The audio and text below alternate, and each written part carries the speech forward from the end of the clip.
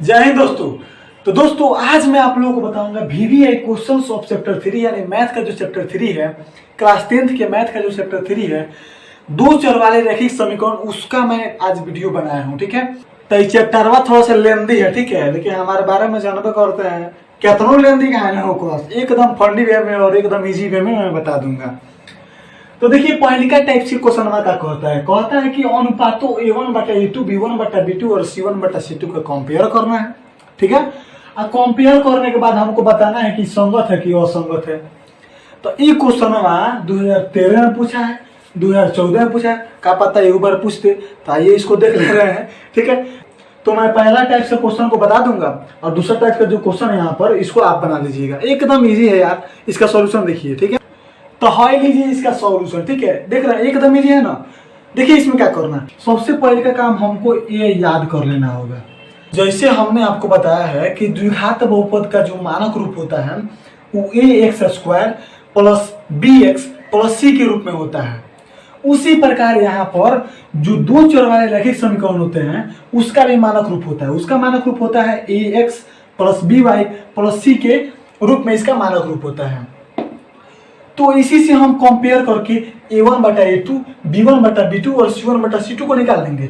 और जब इसको हम निकाल लेंगे तब यहाँ पर हमको संगत और असंगत का जो फंडा होता है उसको हमको देखना पड़ेगा। तो यहाँ पर हम लिख दिए, सब समझा रहे हैं। देखिए यहाँ पर, तो यहाँ पर हमको सबसे पहले A1 और A2 निकालना है। तो यहाँ पर देख रहे हैं x के गुणांक को a कहते हैं और y के गुणांक को b कहते हैं। और ये जो दो को समीकरण यहाँ पर लिख दिए, इसको यहाँ पर इसको सुटेबल रूप में लिख दिए, इसी के रूप में लिख दिए। इधर जीरो कर दिए, बराबर के इधर जीरो कर दिए और इधर सबको कर दिए हैं। तो यहाँ पर इसको इस रूप में लाने में कोई दिक्कत नहीं है भाई। इधर प्लस में तो इधर माइनस में हो जाएगा। ठीक है, इधर प्लस में तो इधर माइनस में हो गया, वही यहाँ पर लिख दिए है। ठीक है, तो अब देखिए x के गुणांक को हम a कहते हैं और इक्वेशन 1 का a है तो उसको हम a1 कहेंगे। तो उसी प्रकार हम a1 बराबर यहाँ पर देख लीजिए, a1 बराबर ये क्या है 3, तो यहाँ पर 3 लिख दिए। b1 बराबर क्या है, b1 बराबर 2, तो 2 लिख दिए। उसी प्रकार b1 b2 और c1 c2 को यहाँ पर निकाल दिए। ठीक है, और देखिए क्या करना है, अब उसके बाद बाटा कर देना है। बाटा यहाँ पर कर दिए, जो कह रहे हैं यहाँ पर बाटा करने के लिए। तो अब उसके बाद इसका हम अनुपात निकालेंगे। अनुपात का मतलब ये बाटा के रूप में कर देंगे, तो बाटा के रूप में कर दिए इस तरह। ठीक है, इसमें कोई दिक्कत नहीं है। अब जब बाटा के रूप में कर दिए उसके बाद ही समझने वाला बात है। ठीक है, संगत के लिए क्या शर्त होता है और असंगत के लिए क्या शर्त होता है। भाई हमको यह शर्त जब मालूम रहेगा तभी हम बताएंगे कि भाई ये इक्वेशन संगत है कि असंगत है।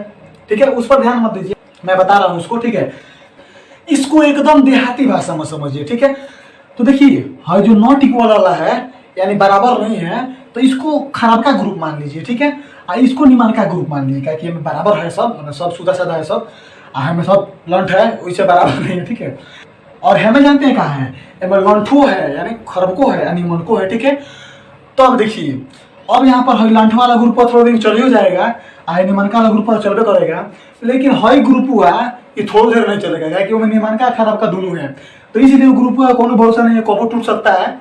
इसलिए गणितज्ञ लोग कहे लोग कि इसका कोनो भरोसा नहीं है भाई, कबो टूट सकता है ये ग्रुप। इसलिए इस ग्रुप को हम असंगत कह दिए। ठीक है, तो यहाँ पर संगत और असंगत समझ लीजिए। ठीक है, अब देखिए यहाँ पर। ठीक है, तो जब हम संगत और असंगत समझ गए उसके बाद है क्या करना है, जो A1/A2 B1/B2 और C1/C2 को निकाले हैं उसको यहाँ पर रख दिए और कंपेयर कर दिए। ठीक है, तुलना करने के लिए कंपेयर कर दिए। कंपेयर का मतलब समझते हैं, अरे नहीं कहता है कोनो हमारा से कंपेयर करना है, हमारा से कंपेयर का मतलब बराबरी करना। ठीक है, तो जब बराबरी यहाँ पर कर दिए तो था लगता है कि भाई 3/2 है -2/3 है, बराबर है। कबो कबो बराबर हो, कोनो शर्त में बराबर होगा, ये कोनो शर्त में बराबर नहीं होगा। इसलिए इसका हम पेटवा काट देंगे। पेटवा जब काट देंगे तो इसको हम नॉट इक्वल टू यानी बराबर नहीं कहेंगे। इसी प्रकार यहाँ पर देख लीजिए दोनों बराबर है, कोनो दशा में मैच करेगा, इसलिए इसका भी पेटवा हम काट दिए और इसको हम कह दिए बराबर नहीं है। तो अब देखिए यहाँ पर इस प्रकार का इक्वेशन यहाँ पर कौन है, यहाँ पर आप देख रहे हैं A1/A2 not equal to B1/B2 यानी A1/A2 not equal to B1/B2 यहाँ पर है, इसलिए हम इसे संगत करेंगे। ठीक है, ये क्या हो गया, संगत हो गया। और वहीं यहाँ पर ये बराबर रहता और यहाँ पर बराबर नहीं रहता तो हम इसे असंगत कर देते, और सब बराबर होता तभी हम इसको संगत कहते हैं। तो आप सब समझ लिए। अब उसके बाद चलिए आगे बढ़ते हैं। तो अब लीजिए है दूसरा का टाइप से क्वेश्चन, कहेगा कि इसको हल करें। मन है दो इक्वेशन दे देगा, कहे इसको हल कीजिए, हल का मतलब समझते हैं, सोल्व कीजिए। ठीक है, तो आइए इसको सोल्व कर दे रहे हैं। तो हाई लीजिए, इसको सोल्व कर दिए। ठीक है, तो इसको देखकर तुमको नहीं घबराना है कि भाई यहाँ से लेकर यहाँ तक कैसे होगा, सब होगा, थोड़ा सब्र रखिए। ठीक है, तो देखिए इसका सॉल्यूशन कैसे किए हैं। तो सबसे पहले इसको उतार कर यहाँ पर कर दिए। अब इसके बाद क्या करेंगे, दोनों तरफ एक्स वाई से भाग देने पर अब आप लोगों के मन में यह सवाल आएगा कि भाई हम एक्स से वाई से क्यों भाग देंगे, अदर चीज से क्यों नहीं भाग देंगे। तो चूंकि हम जानते हैं कि दो चर वाले रैखिक समीकरण का जो इक्वेशन होता है, जो मानक रूप होता है, जो स्टैंडर्ड फॉर्म होता है, वो किसके रूप का होता है, A X plus B Y plus C के रूप में होता है। जबकि हम यहाँ पर देख रहे हैं कि ए एक्स के रूप में है, यहाँ पर बी वाई के भी रूप में है, लेकिन यहाँ पर क्या हो गया, सी एक्स वाई हो गया है। तो यहाँ पर इसी को हमको हटाना पड़ेगा। सी एक्स थोड़ा होता है, सी केवल होता है। तो एक्स वाई को इसीलिए हटाने के लिए हम क्या किए हैं, भाग दे दिए हैं। जब हम भाग देंगे तो हमको इस रूप का प्राप्त होगा। अरे यार, एक्स से एक्स कट गया, वाई से वाई कट गया और एक्स वाई से एक्स वाई कट गया, तो भाई इसी रूप का ना आएगा। जब इस रूप का आ गया, अब इसको और सिंपल बनाने के लिए हम क्या किए हैं, 1/x को a मान लिए और 1/y को b मान लिए। जब 1/x को a मान लिए और 1/y को b मान लिए तो हमको इस रूप का आ गया। ठीक है, जब इस रूप का आ गया तो हम इसको इक्वेशन 1 मान लेंगे। ठीक है, अब देखिए वही सेम प्रोसेस यहाँ पर किए हैं।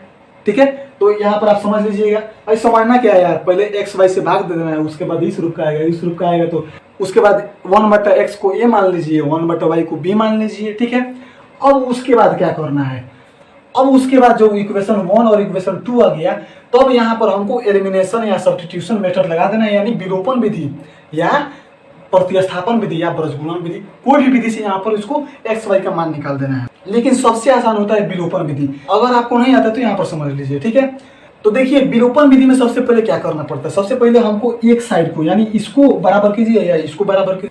तो बराबर करने के लिए हम क्या किए हैं, इक्वेशन 1 में 1 से गुना किए हैं, 1 से गुना कर दिए तो हमको इस रूप का आ गया। और इक्वेशन 2 में हम क्या किए हैं, 3 से गुना कर दिए। इक्वेशन 2 में हम क्या किए हैं, 3 से गुना कर दिए। जब 3 से गुना करेंगे तो हमारा 6b और 6b आ गया। और जब ये 2 आ गया तो इन दोनों को रेत देंगे, रेत के हटा लेंगे इसको, तो केवल a बच गया। तो a इधर बच गया -9a, और हमें से घटा देंगे -15 में से 6 घटा देंगे तो -9 आ गया।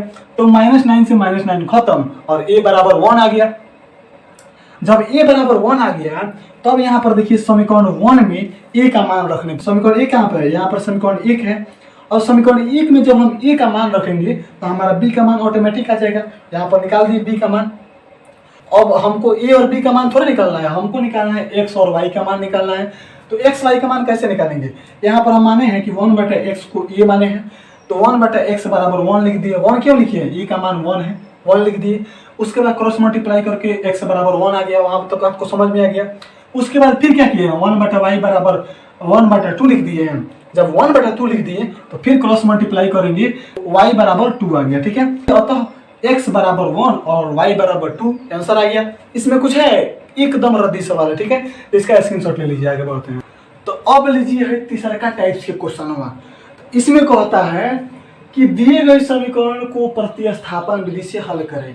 उसमें खाली हल करना था, इसमें क्या करना है, प्रतिस्थापन विधि से हल करना है। ठीक है, तो ये क्वेश्चन दूसरा का नंबर टाइप से भी हल्का है।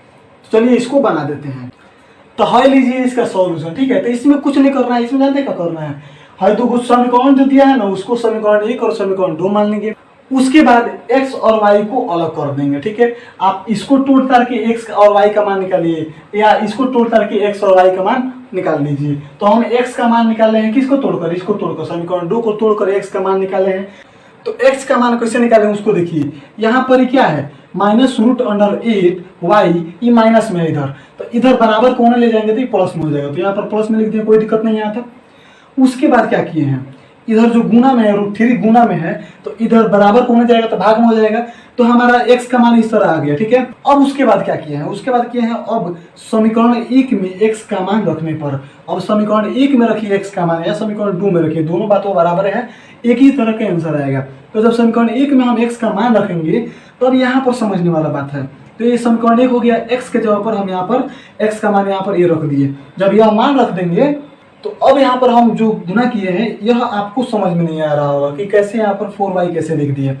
तो यहाँ पर समझिए √2 गुना √2 करेंगे तो 2 आएगा, और 2 गुना 2 करेंगे तो 4 आएगा। तो 4y यहाँ पर लिख दिए, ठीक है, 4y बटा √3 हो गया।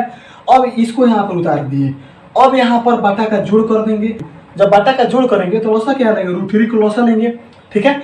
जब लौसा यहाँ पर ले लिए तो अब उसके बाद क्या किए, √3 एकम √3 तो 4y हो गया। अब उसके बाद √3 एकम √3 तो केवल क्या बचा, √3 बचा। तो √3 गुना √3 जब करेंगे तो क्या हो गया, 3y आ गया।